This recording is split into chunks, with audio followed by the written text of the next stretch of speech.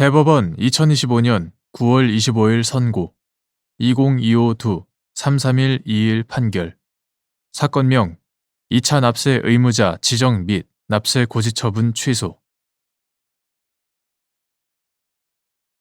1.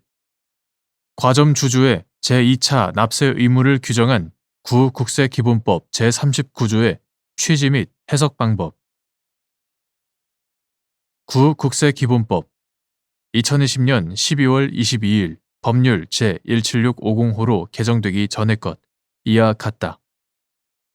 구국세기본법 제39조에 규정된 제2차 납세 의무는 조세 징수의 확보를 위하여 원래의 납세 의무자인 법인의 재산에 대하여 체납 처분을 하여도 징수하여야 할 조세에 부족이 있다고 인정되는 경우에 사법 질서를 어지럽히는 것을 최소화하면서 실질적으로 법인의 운영을 지배할 수 있는 출자자에 한하여 법인으로부터 징수할 수 없는 액을 한도로 하여 보충적으로 납세 의무를 부담하게 하는 제도이다.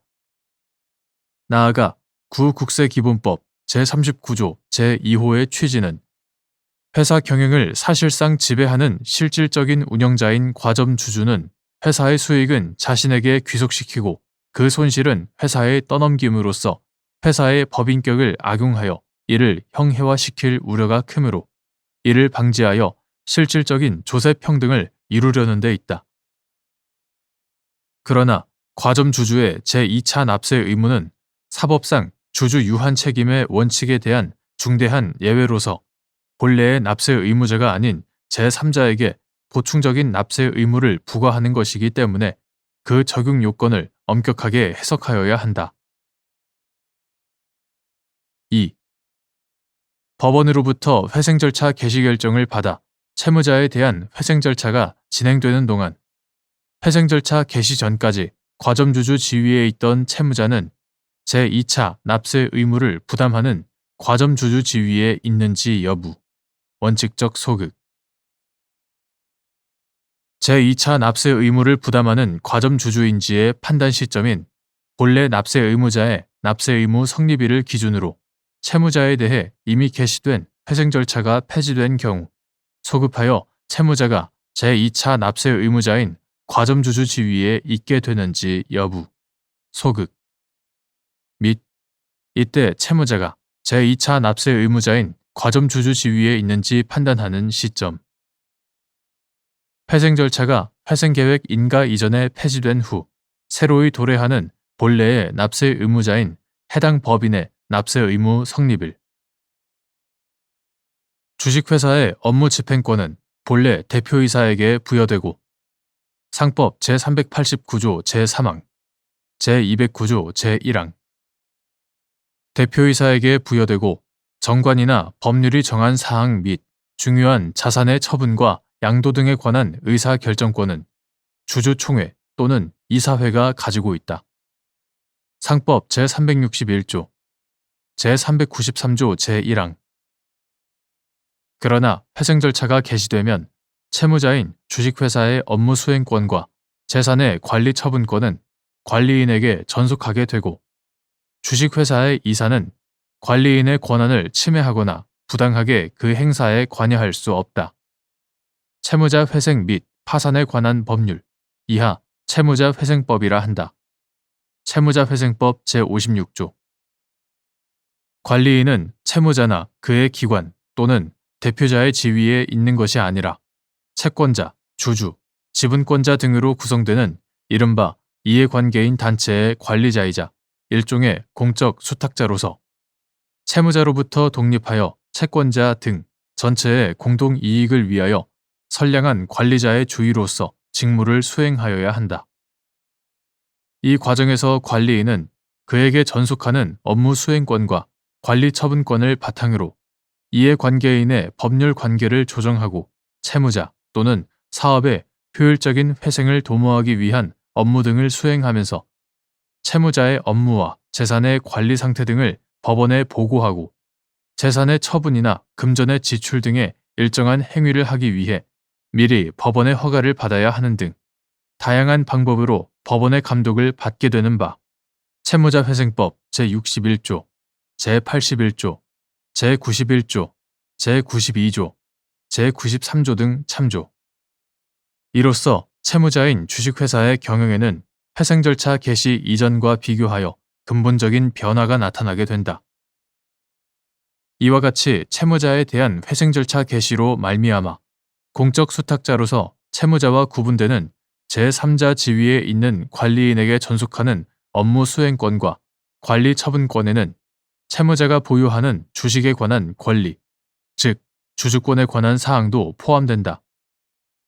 이에 따라 회생 절차가 개시되기 전까지 채무자가 다른 회사에 대한 주주로서 주주권을 행사하여 그 회사의 운영을 실질적으로 지배할 수 있는 과점주주 지위에 있었다 하더라도 회생 절차 개시 결정으로 주주권에 관한 권한이 법원의 감독을 받는 관리인에게 전속하게 되는 이상 그때부터 채무자는 종전과 같은 지위를 유지한다고 보기 어렵다.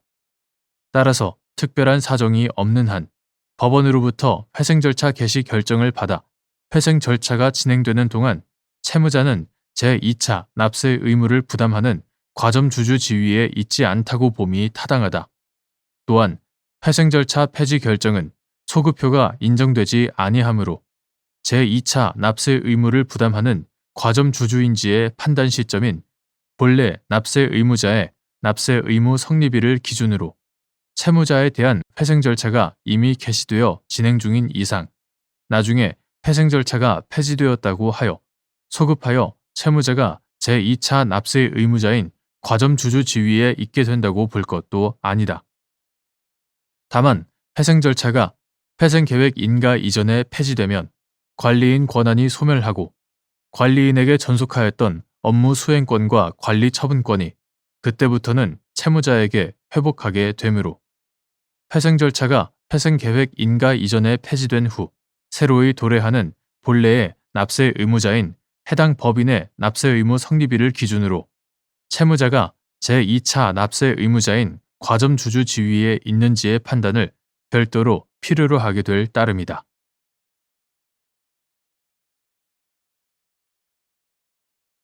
대법원 2025년 9월 25일 선고 2025-2-33790 판결 사건명 취득세 등 부가처분 취소 1. 신탁법상 신탁의 효력 및 위탁자가 부동산 신탁 설정 이후에 사망하여 상속이 개시된 경우 그 부동산이 민사법상 상속재산에 해당되는지 여부 소극 신탁법 제2조는 신탁이란 신탁을 설정하는 자, 이하 위탁자라 한다. 위탁자와 신탁을 인수하는 자, 이하 수탁자라 한다. 위탁자와 수탁자 간의 신임 관계에 기하여 위탁자가 수탁자에게 특정의 재산을 이전하거나 담보권을 설정 또는 그 밖의 처분을 하고 수탁자로 하여금 일정한 자의 이익 또는 특정의 목적을 위하여 그 재산의 관리, 처분, 운용, 개발, 그 밖의 신탁 목적의 달성을 위하여 필요한 행위를 하게 하는 법률 관계를 말한다고 규정하고 있다. 이에 따라 부동산 신탁의 경우 수탁자 앞으로 소유권 이전 등기를 마치게 되면 대내외적으로 소유권이 수탁자에게 완전히 이전되고 위탁자와의 내부 관계에서 신탁 재산의 소유권이 위탁자에게 유보되는 것이 아니다. 이와 같이 신탁되는 부동산의 소유권이 대내외적으로 수탁자에게 완전히 이전되는 이상 위탁자가 신탁 설정 이후에 사망하여 상속이 개시되더라도 그 부동산이 민사법상 상속재산에 해당되는 것은 아니다. 2. 신탁법 제59조에 따른 유언대용신탁에 따라 수익자가 가진 수익권의 내용이 수익권의 행사를 통해 신탁재산 원본인 부동산을 취득할 수 있는 경우 수익자는 취득세 과세 대상 물건에 속하는 부동산에 대하여 소유권 이전 등기를 마치기 이전이라도 위탁자의 사망으로 상속이 개시된 때 그 부동산을 사실상 무상 취득한 것으로 보아 취득세의 납세 의무자에 해당하는지 여부, 적극 및 이는 지방세법 제7조 제7항에 따라 상속으로 인한 취득에 속하게 되는지 여부. 적극. 수익권의 내용이 금전의 지급을 청구할 수 있는 권리인 경우 수익자는 신탁 재산인 부동산을 취득하였다고 볼 수 있는지 여부. 소극. 신탁법 제59조에 따른 유언 대용 신탁의 경우 위탁자가 사망하게 되면 수익자가 될 자로 지정된 자는 수익권을 가지게 된다.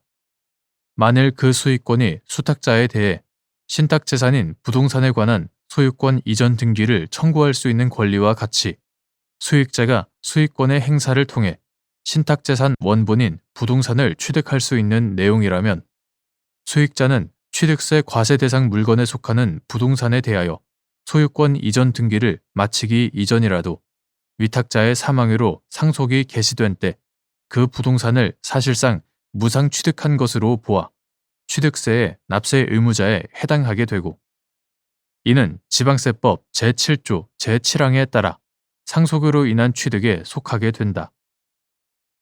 반면 수익자가 가진 수익권의 내용이 신탁 재산의 처분 대금 등과 같은 금전의 지급을 청구할 수 있는 권리에 불과하다면 수익자가 위탁자의 사망으로 신탁 재산인 부동산 자체를 사실상 이전받았다고 볼 수 없을 뿐 아니라 신탁 재산의 대내외적 소유권자인 수탁자에게 해당 부동산에 관한 소유권 이전 등기를 청구할 권리를 가진다고도 할 수 없어 수익자는 신탁 재산인 부동산을 취득하였다고 볼 수 없다.